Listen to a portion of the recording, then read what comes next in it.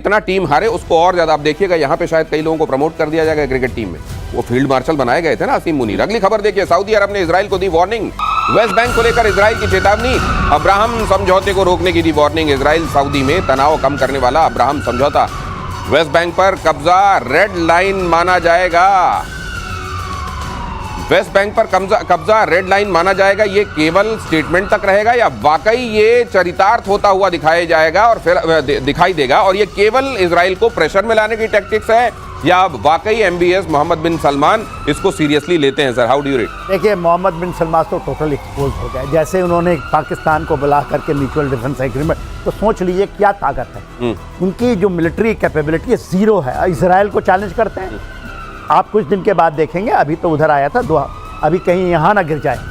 और जो चीज़ उन्होंने कही है, अब्राहम अकॉर्ड 2020 की है और साइन हुआ था बिटवीन इजराइल एंड यूएई के बीच में। ये तो बाद में ज्वाइन किए थे। देखिए, अब्राहम अकॉर्ड ज्वाइन ही नहीं किया, ज्वाइन भी नहीं किया। वो बातचीत चल रही थी कि हम भी ज्वाइन करेंगे, हम भी ज्वाइन करेंगे। तो देखिए, जो मोहम्मद बिन सलमान को मैं सोचता था कि विजनरी लीडर, मगर आज अपने मोनार्क को, जो उसके कहते हैं ना, जो सेम उनकी जो डायनेस्टी है, उसको बचाने के लिए ये सब पैतरा भाज रहे हैं। या तो आप ये कर लें, ये सोने के से आप शेरों से खेलिए, इतना दूर तक सही है। आप इजराइल को चैलेंज कर रहे हैं। देखिए, इसमें यूएन का एक रेजोल्यूशन है 242, जिसके अंतर्गत इजराइल को ये सारी टेरिटरीज वापस करनी थी जब इन्होंने ऑक्यूपाई किया था 1967 अरब इजरायली कॉन्फ्लिक्ट के अंदर।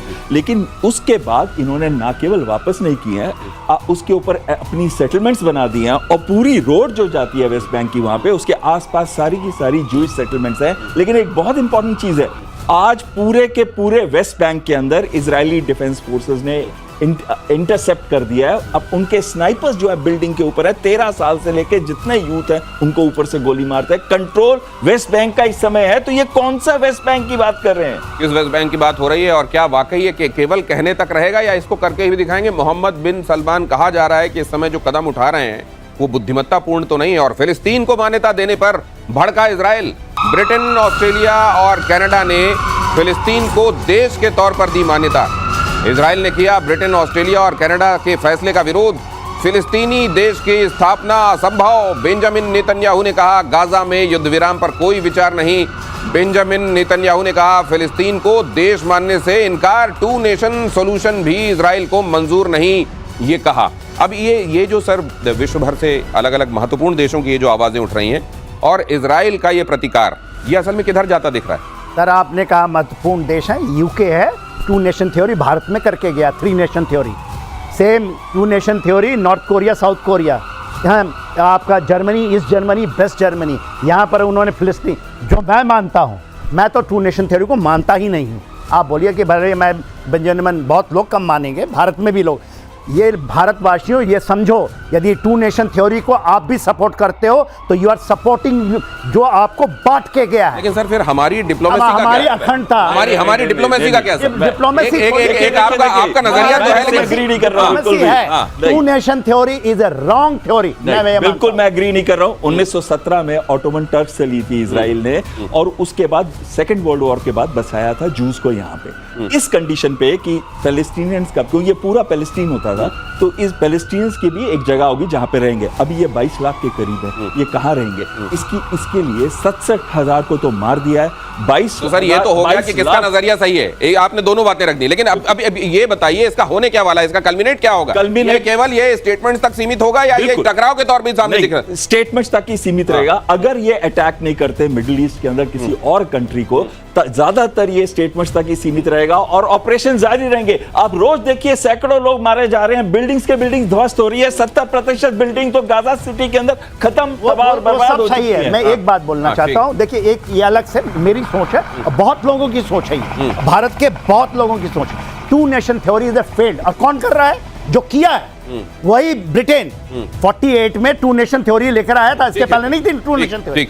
वो कर रहा है, हम उसको बोलते हैं ये बहुत ग्रेट नेशन है। वो नेशन जो हमारे को बांट के चला गया।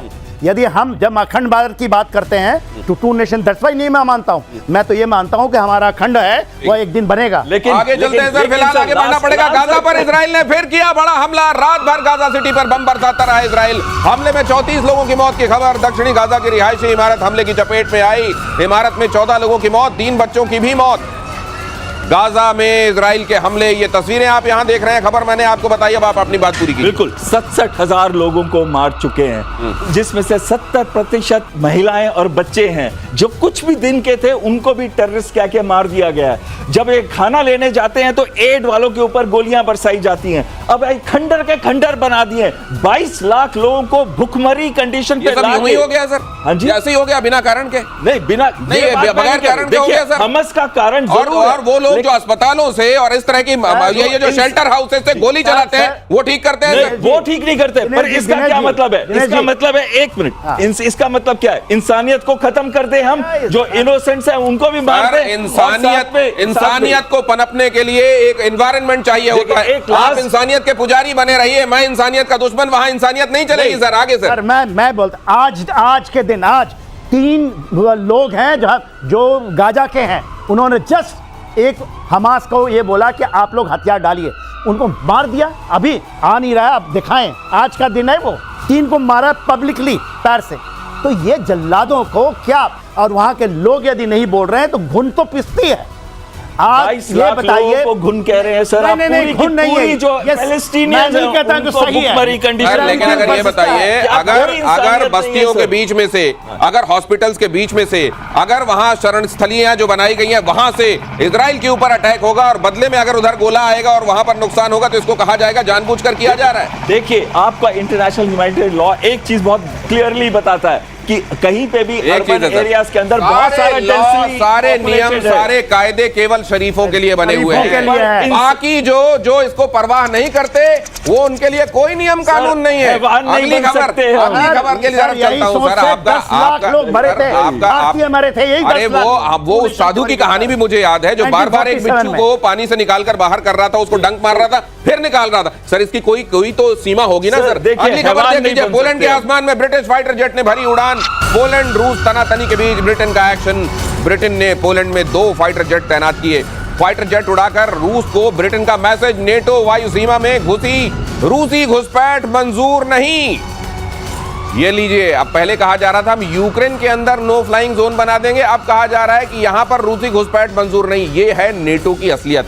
ये जो नेटो की हवा बनाई हुई थी, उस नेटो की हवा को पंक्चर करने का काम रशिया बहुत अच्छे से कर रहा है। बड़ी इंटरेस्टिंग चीज है इसके अंदर। 85 साल पहले बैटल ऑफ ब्रिटेन हुआ था, सितंबर 1940 के। बहुत क्विकली सर, हमारे पास बहुत सेकंड है। और उसके अंदर जो जहाज यूज किए गए थे, ज्यादातर एक बहुत बड़ी कंटिजेंट थी पोलिश एयरफोर्स की, जो कि आरएएफ के साथ लड़ रही थी। आज देखो पूरा साइकिल चेंज हो गया। आज आरएएफ के जहाज पोलैंड को एयर डिफेंस कर रहे हैं, वहां पे आके उड़ान भर रहे हैं। 15 सेकंड सर। जो स्टैमर है ना, जो ये ब्रिटेन है, ये सब चीज का जड़ है सर। ये वहां करने आ रहा है, अपना तो बचा नहीं सकता, ये पोलैंड को बचाएगा। स्टैमर हर चीज की, वैसे अगर देखा जाए तो इसमें कोई गलत भी नहीं है। दुनिया में कई जगहों पर जहां आपको गड़बड़ियां मिलेंगी, या तो यहां यूके मिलेगा या वहां यूएस मिलेगा। क्या ये ऐसे ही संयोग है? बहुत धन्यवाद सर, आपका बहुत धन्यवाद। आप सब दर्शकों का भी बहुत शुक्रिया।